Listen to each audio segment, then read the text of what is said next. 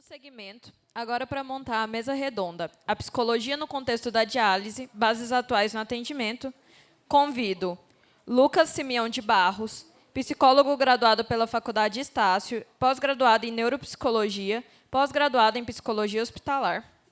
Gabriela Prado, graduada em psicologia pela PUC, atendimento e marketing modo Disney IPOG, MBA em saúde executiva e IPOG psicologia hospitalar. E como mediadora da mesa, convido a psicóloga Thaís de Oliveira, graduada em psicologia pela PUC Goiás e especialista em psicologia da saúde e hospitalar pela PUC Goiás. Bom, acho que é boa tarde já, né? Não precisa brigar se é bom dia ou se é boa tarde mais. Primeiramente, né, agradecer em meu nome, em nome da equipe da TRS, a presença de vocês aqui, em querer participar e estar presente com a gente, né?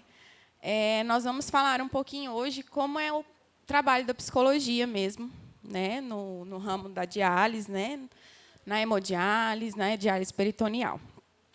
E como a gente viu, tanto com a parte médica, quanto com a parte da nutrição, quanto da parte da assistência social, esse paciente, a vida dele dá um 360, né, vamos dizer assim.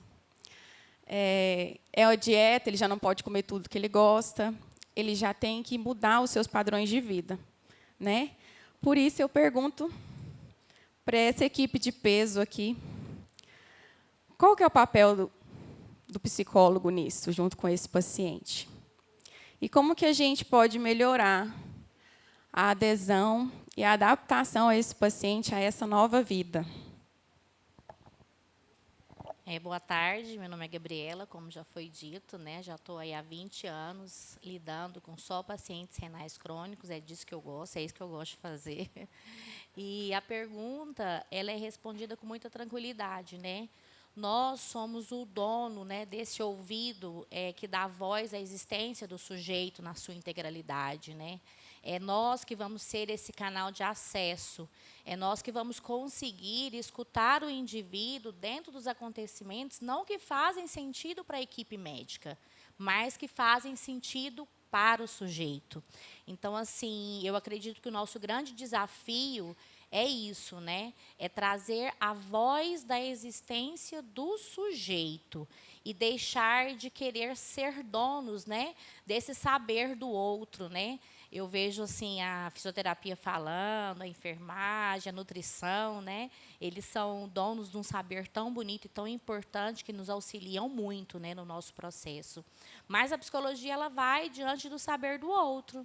É diante da demanda e da necessidade do outro, né? E aqui quando nos chegam, né, a essência do indivíduo, o nosso desafio é mostrar toda a ciência com um linguajar favorável, com um linguajar de entendimento para esse indivíduo, para que ele realmente tenha essa adesão.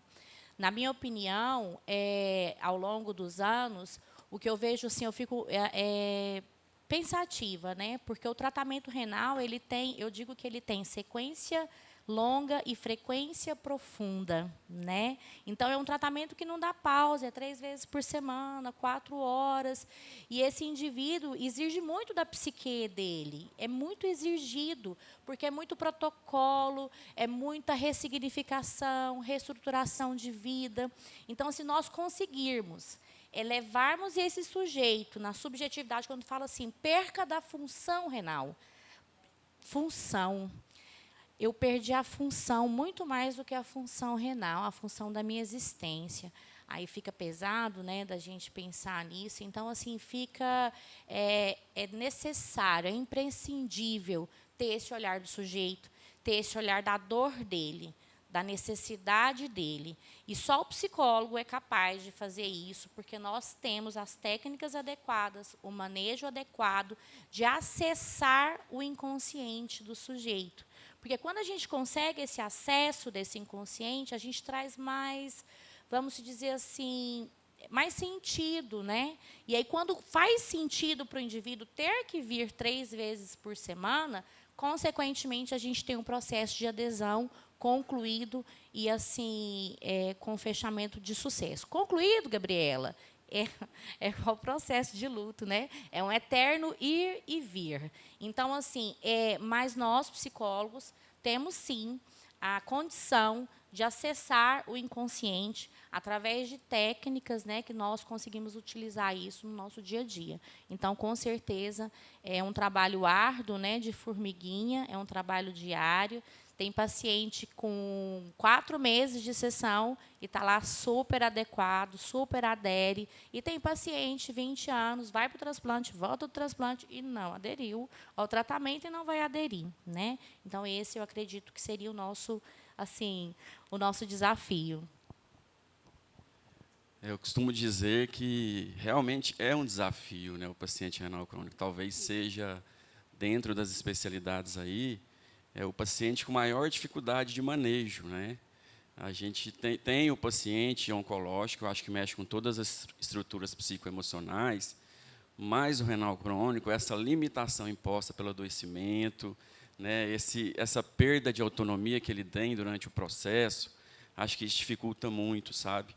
E essa questão de 3 vezes por semana, né? Às vezes, os demais pacientes aí adoecidos, eles têm uma vida que eles podem continuar, eles podem fazer uma viagem, não que durante a diálise não pode, né, quem faz uma diálise não pode, mas fica bem mais limitado essa condução desses processos emocionais. Então, isso nos leva a uma reflexão, né, do quanto é desafiador sempre. Uma outra questão é um paciente que a equipe cria muito vínculo, né, e vínculo afetivo. Então, nós temos paciente na clínica que tem 25 anos lá na clínica, que está comigo há 10 anos. E aí, será que melhora o manejo? Será que é melhor de cuidar desse paciente? Será que todos os aspectos que a gente vai trabalhar sobre aceitação, adesão do tratamento, vai ficar mais fácil? Não, pelo contrário, é muito mais difícil, né? É muito mais difícil. Então, acho que a equipe, junto com a psicologia, sempre tem esses desafios de manejar esses pacientes que estão em hemodiálise. Sobre a adesão, que foi o segundo ponto que você colocou, é um desafio, né? Continua sendo um desafio. E aí eu lembro de uma mesa que eu participei lá na ProRim, que a psicóloga trouxe a questão do autocuidado. Então, lá eles trabalham muito o autocuidado, porque fica muito em cima da gente. É o psicólogo, é o nutricionista, é o médico, é quem cobra. Então, eles ficam aversivos, principalmente a nutrição e a medicina, né, e o médico. Eles ficam muito aversivos. Mas ele é o agente potencializador da continuidade do tratamento. É ele que está adoecido, né? Então, nós precisamos devolver essa responsabilidade para ele também. Porque senão fica em cima da gente, ele cobra a gente, e ele acha que não tem, né, que fazer nada pelo tratamento, e, de fato, ele tem. Ele é o principal agente, ele precisa fazer muito por ele. É interessante a gente dar essa autonomia para o paciente, mas lembrar que ele também não está sozinho, né? Tem a equipe que está junto e tem a família também envolvida nisso. Como é que nós, psicólogos, né, como que a gente maneja, a gente pode pegar a equipe para contribuir com a gente, para contribuir com esse autocuidado do paciente. E também seria a família nesse cuidado com o paciente. Como é que a gente pode fazer isso? Assim, a respeito da equipe, eu acredito que todas nós, né, eu acho que independente da área, psicólogo, nutrição, serviço social, né, nós temos muito a contar, né, com o trabalho da equipe. E quando eu falo equipe, eu incluo todo mundo, desde lá da recepção, ao maqueiro, ao pessoal da manutenção, né, que eles acabam criando, como o Lucas colocou, um vínculo que vai além do cuidado, né, da assistência médico-paciente, né? Então, assim, eu vejo que a equipe ela acaba sendo ponte para nós também de levantamento de demandas, porque a realidade aqui em estado de Goiás geralmente está 20, 30 e 40 horas semanais, né, do psicólogo. Independente de qual carga horária nós formos falar agora, nós não temos condição de estar o tempo inteiro na unidade, estar as 3 vezes por semana na unidade. Então, quando você tem uma equipe coesa e que você diz, olha, você pode escutar sim o choro de um paciente, mas traz para a psicologia. Às vezes a gente passa e aí acontece muito, né? o serviço social sobe, ó, desce, querendo falar com você. Eu falei, gente, eu acabei de ter subido. Não é possível, eu falei agora e não falo. E aí a gente desce, mas por quê?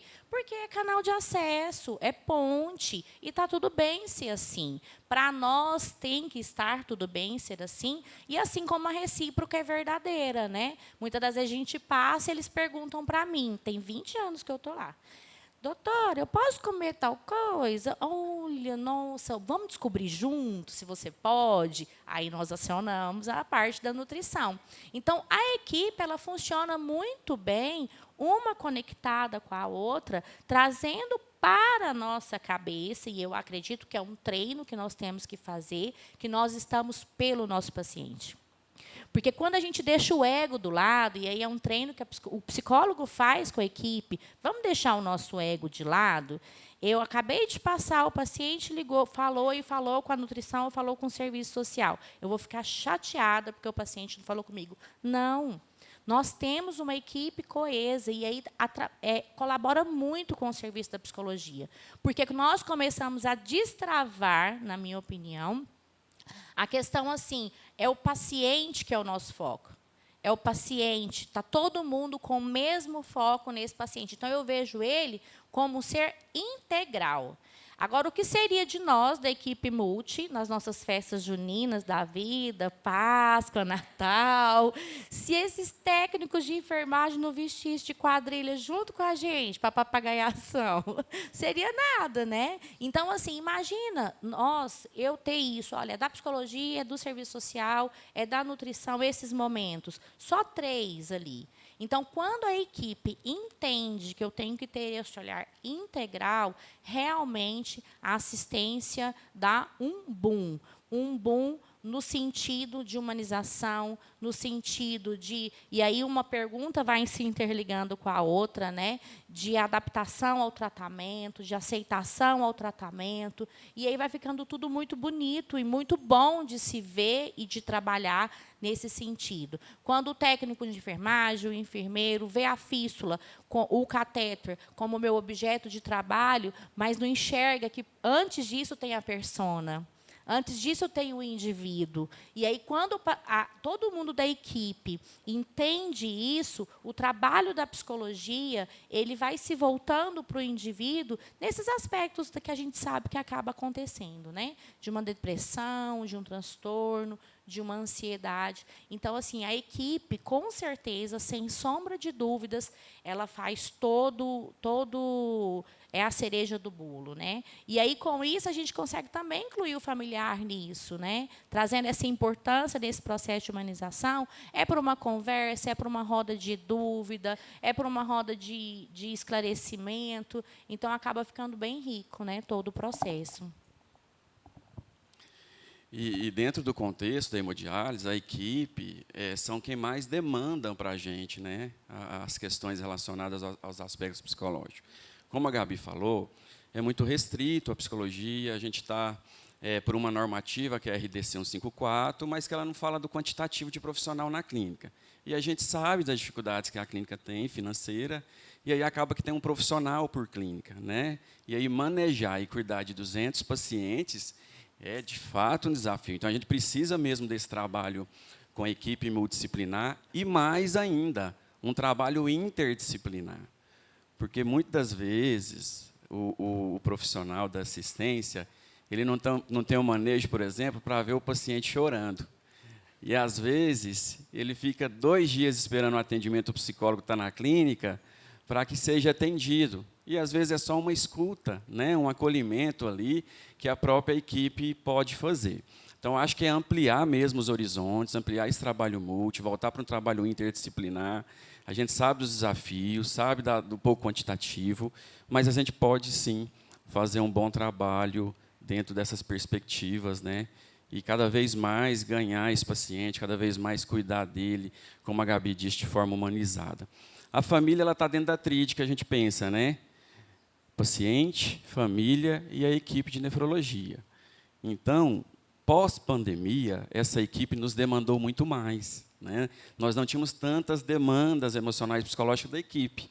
Agora, não, nós temos muitas, né? Acho que muitos de nós aqui que somos profissionais de saúde vivenciamos momentos difíceis e isso nos remeteu a muitas condições psicológicas que a gente precisa de cuidado. Então, é muito amplo, né? Voltando aí um pouquinho para essa questão do manejo familiar, ela está dentro dessa tríade, a gente sempre chama a família para conversar. É difícil também o acesso deles na clínica, por conta, geralmente, eles estão lá somente as 3 vezes por semana, e eles só vão no horário. Se você marca outro horário, eles não vão. Mas eu vou remeter aqui a umas esposas que tinha no terceiro turno, de terça, quinta e sábado. Eram 7 esposas, só para validar aqui o meu grupo de trabalho que eu fiz com elas à noite lá. E aí elas vivenciavam terça, quinta e sábado à noite, elas estavam lá esperando os bonitos dos maridos, e isso foi por 8 anos juntas nesse processo. Durante a pandemia, nós perdemos 4, né, dos esposos delas, eles vieram a óbito, alguns por quadro da pandemia mesmo, do Covid, e outros por questões mais relacionadas já ao próprio prolongamento mesmo de doenças e comorbidades que já tinham. E aí a gente fazia as reuniões com elas, uma vez por mês, né, à noite, ou era terça ou era quinta, dependendo da minha escala na clínica, e a gente compartilhava ali as angústias. Pós-morte desses pacientes, o grupo, né, as outras que perderam os esposos, elas não foram mais. E aí a gente fez um grupo das enlutadas, e aí a gente encontra de 3 em 3 meses. Então, assim, a psicologia ela tem muitas possibilidades. Às vezes, o profissional ele se resume pela circunstância do processo. E a gente sempre reclama das condições do trabalho e tudo. Mas muito pode se fazer, né? Então, nessa atividade de grupo, tantas que os familiares lá estão ainda fazendo diálise e as que perderam os esposos, estão lá com a gente. Então, a gente faz esse grupo, a gente dá o acolhimento para elas, assim, e melhorou muito depois, porque para elas foi muito difícil, né? Para 2 delas foi bem difícil. Então, assim, são as perspectivas que a gente tem de cuidado, de processo de humanização e de se reinventar dentro de um trabalho contínuo, né? E aí enfrentando as adversidades e as questões pontuais que emergem, né? Cada situação, como a Gabi disse, o ser ele é singular, né? Ele é muito individualizado, e aí a gente precisa tentar entender ele nessa dimensão psicológica dele, né? E no seu contexto biopsicossocial. Pegando esse gancho, né, de que esse ser que está ali é biopsicossocial, todas as áreas, novamente, dele são mexidas, né? E, nisso, esses pacientes, eles apresentam, acho que eu posso dizer, altos níveis, né, de sintomas, altos níveis de transtornos, né? Depressão, ansiedade, muitas das vezes transtornos de pânico, ataques, crises de ansiedade durante a sessão. Como é que a gente pode avaliar isso e manejar para que isso não seja um empecilho no tratamento do paciente? Não seja um empecilho na sua adesão às sessões, né? Às faltas das sessões, a sua adesão à dieta, a sua adesão medicamentosa. Como é que a gente pode avaliar isso e manejar? Então, a gente sempre pensa na psicologia hospitalar, enquanto maior intervenção em processo da psicologia, a escuta. Mas a psicologia ela é uma ciência, ela é baseada em evidências científicas. Então, nós temos muitos testes psicológicos que a gente pode colaborar nessa condução do processo. Claro que para a instituição também, comprar testes validados é muito difícil. E acaba que a gente usa o que a gente tem. Mas é possível fazer, é possível medir, é possível avaliar. Primeiro, com uma boa entrevista psicológica, uma escuta ativa aguçada. Nós temos dentro do ambiente hospitalar a escala RAD, que é uma escala de ansiedade e depressão. Acho que a Dani deve usar, né, Dani? Adultos, isso. E aí a gente consegue medir, né, esse nível de ansiedade, de depressão, e fazer um processo de trabalho mais qualificado. Muito se fala em ansiedade, em depressão, em não adesão, em não aceitação. E a gente esquece de pensar um pouquinho, essa é até uma questão que eu estou fazendo no mestrado, de avaliar a cognição desse paciente. Muitas das vezes o médico entrega uma receita, ele perde. Muitas das vezes o serviço social custa marcar uma consulta para ele lá no Serof, né, do oftalmo, e ele perde, e a gente acha que é normal, mas não, às vezes tem um aspecto cognitivo nisso. Então, eu utilizo também do MoCA, né, que é um instrumento de triagem cognitiva, que ele é muito importante para a gente triar essa questão cognitiva do paciente. Então, existe muito manejo, né, que a gente trabalha dentro das nossas especificidades dentro do ambiente, e a gente precisa se adequar ao ambiente para que a gente possa fazer um trabalho aí mensurável, né, e um trabalho validado aí dentro dessas construções. Para a gente encerrar, que já me avisaram que faltam 5 minutos, né, gente? É isso mesmo? Né? Passa muito rápido, meu Deus. Para a gente encerrar, como que a gente pode ajudar esse paciente a ver que esse tratamento não é o fim da vida dele? Nisso, eu jogo outra bomba. Esse paciente é paliativo? Já que, como é que a gente vai fazer isso? Gente, eu vou te falar que a gente discordou da resposta.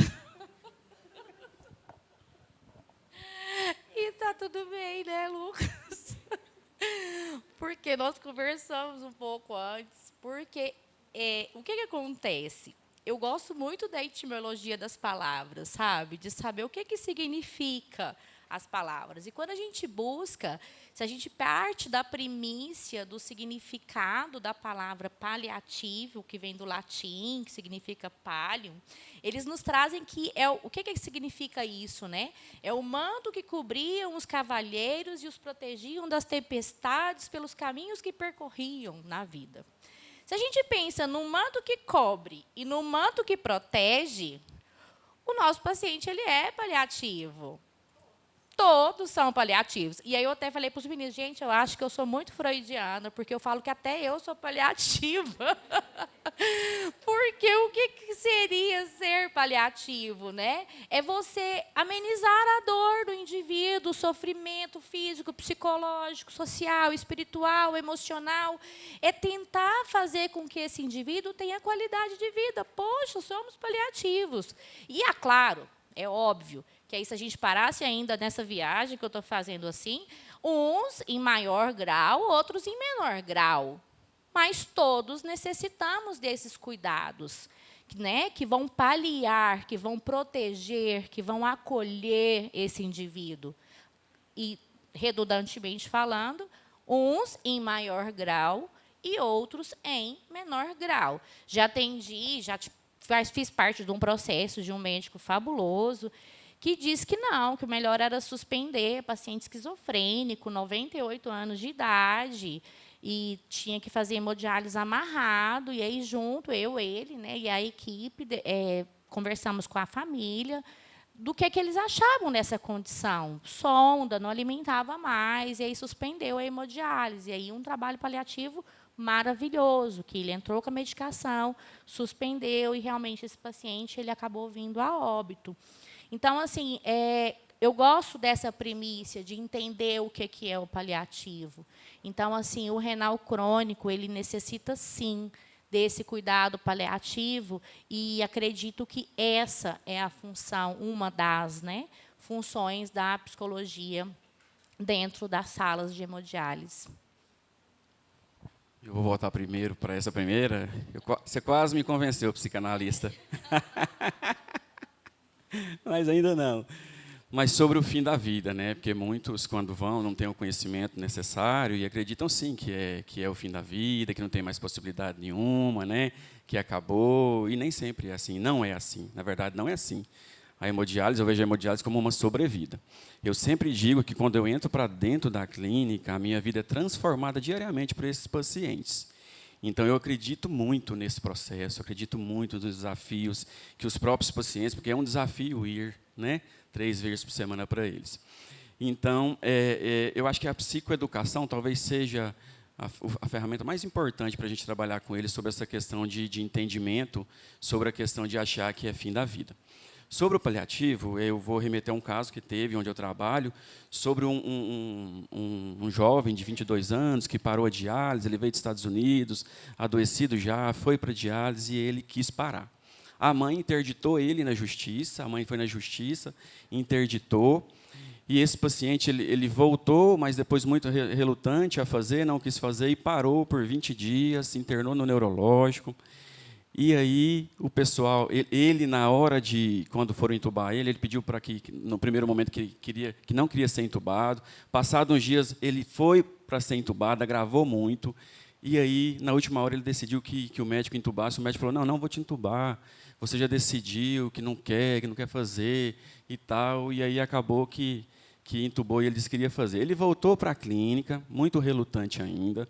Foi um processo bem difícil de manejar, né? A mãe muito sofrida, né? A mãe, ela precisar interditar, ir na justiça para interditar o filho, mas ele tinha decisão, ele era maior de idade, então o juiz, na última instância, lá favoreceu a decisão dele.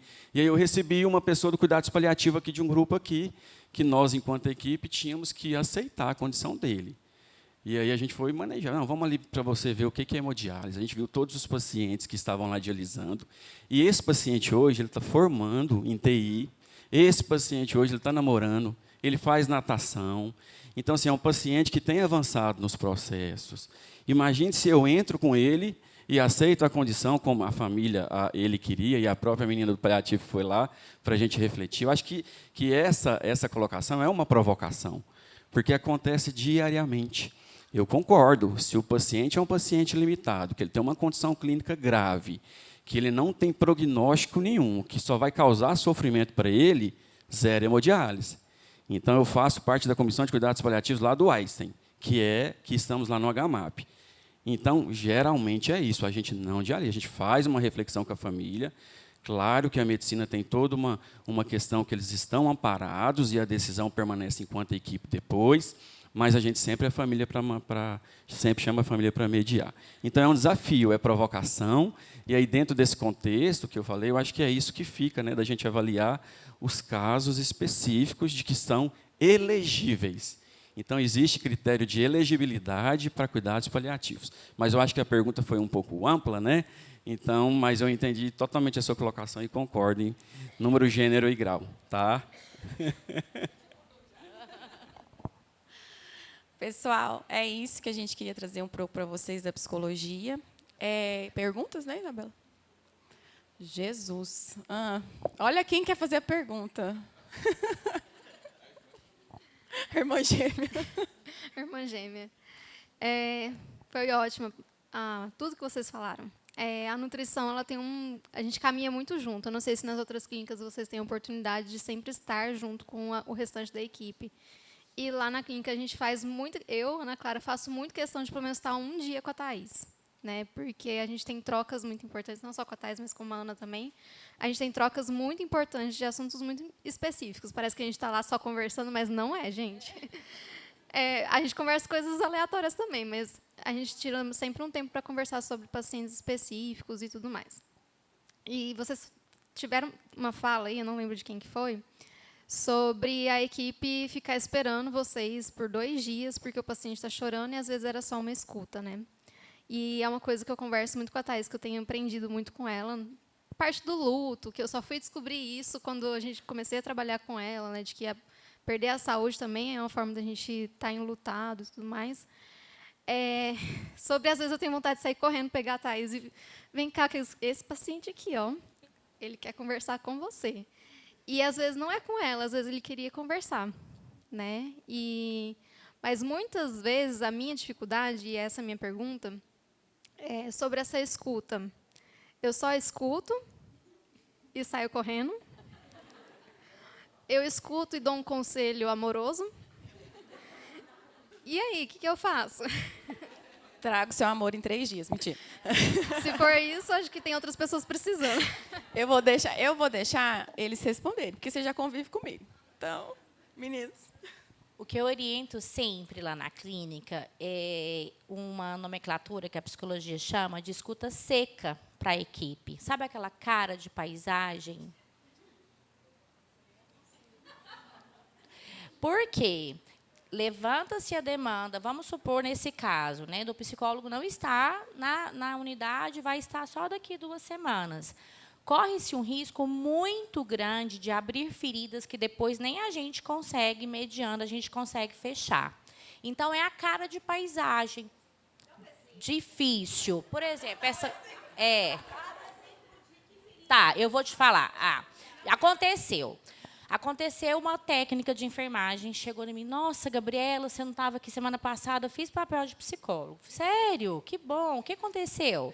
Aconteceu que o fulaninho de tal brigou com a esposa, e era por conta de uma questão financeira, e aí eu falei para ele que não, que lá em casa estava muito pior do que lá na casa dele, porque não sabia quanto teste de enfermagem ganhava. E aí foi tão bom, sabe? A gente conversou tanto, foi tão produtiva a conversa, foi maravilhoso.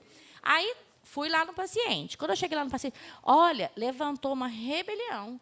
Tem que melhorar o salário dessas técnicas. Está pior do que lá em casa. E lelele. E aí virou aquela confusão tão grande que eu falei, não. Aí foi quando veio a ideia de orientar a equipe. Foi quando eu comecei a fazer as orientações específicas da cara de paisagem. Nesse momento, escuta, levanta, entendo. Nossa, muito difícil, complicado, né? Olha o seguinte, eu vou anotar o seu nome, Gabriela vai estar na unidade tal dia, e aí ela vai te abordar. Porque aí funciona, como eu respondi aquela pergunta da Thaís, como ponte.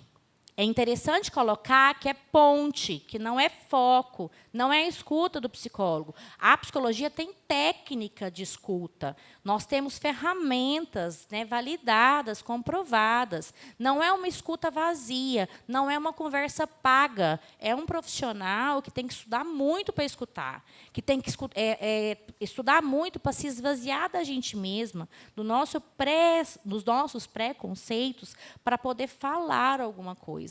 Então, assim, quando eu brinco cara de paisagem e a escuta seca, é porque realmente não vai opinar, não vai dizer, não vai direcionar, só vai acolher. E palavras, eu falo assim, com amabilidade, entendo, difícil, compreendo, mas nós vamos estar passando para o profissional. A Regiane já está ali na porta já. Só para encerrar sobre o palpite, nem o trabalho do psicólogo não é palpitar, né?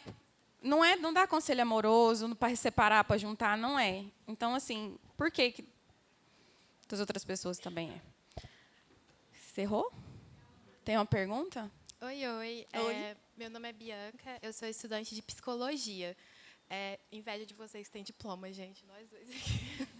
Mas, enfim, eu faço parte da Liga de Doação de Órgãos da UFG e eu queria saber se vocês têm algum conselho para estudantes, porque, de verdade, a gente enfrenta um caminho que tem muito preconceito.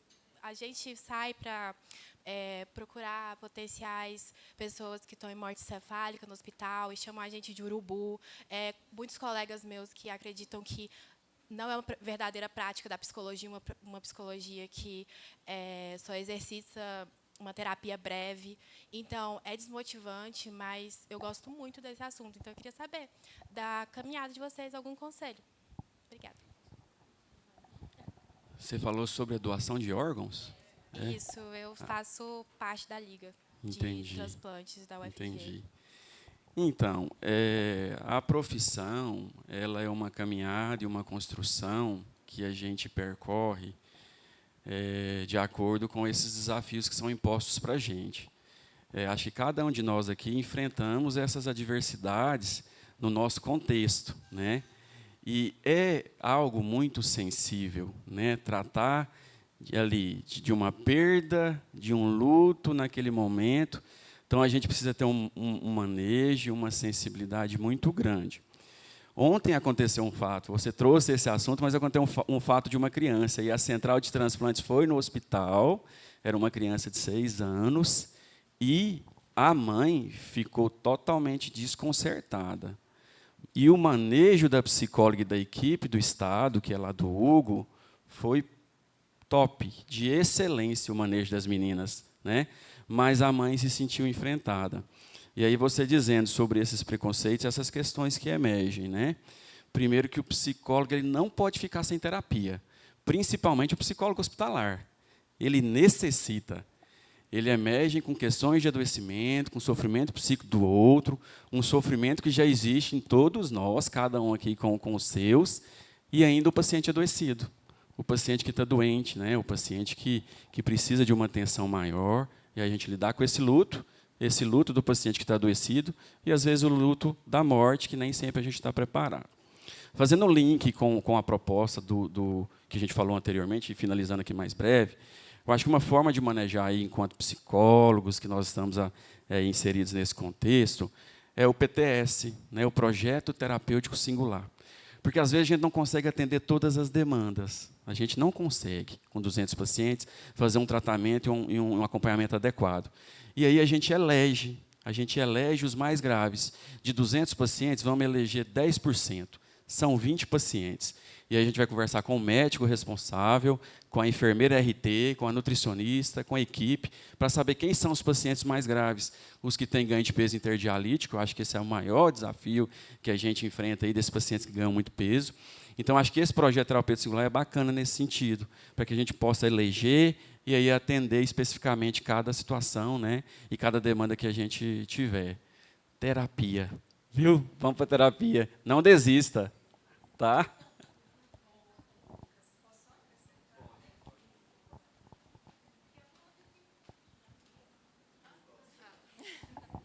Eu acho que eu posso trazer um pouquinho de experiência. Quando eu estava na graduação, eu escrevi a minha monografia sobre terminalidade. Na época, nem existia termo paliativo, né? E eu também fui chamada assim, no meu estágio. Eu era um estágio do Araújo Jorge. E isso que o Lucas trouxe é muito importante, senão você vai adoecer, né?